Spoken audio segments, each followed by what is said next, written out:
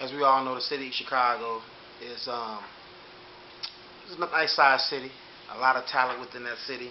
Harborside, Calumet, EC, and we can go on.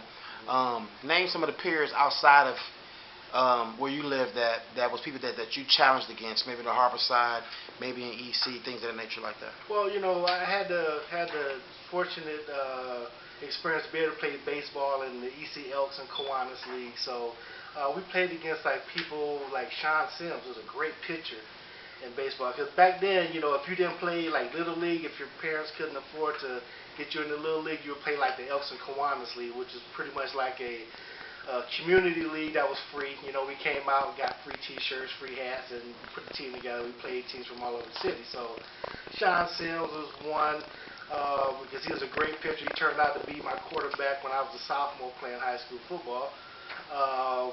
Freddie Warner and all those guys from the Harbor, Ron Rice, Judah Parks was a legend in East Chicago. I remember they used to talk about him hitting home runs over the lights in Cuyahoga. So, guys like that, those are the peers that we had. Plus, within my own neighborhood, I mean, you couldn't get better than my cousin Corey Battle and Delmar Johnson. Those guys, I mean, you talk about kings of basketball in Calumet, those guys were it.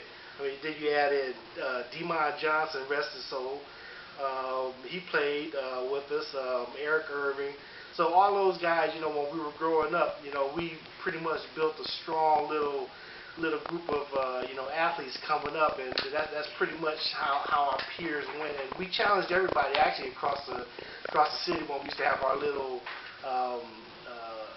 street leagues where we have Melville play against the projects or play against the guys at Raleigh Park and things of that nature. So it was pretty fun back in those days.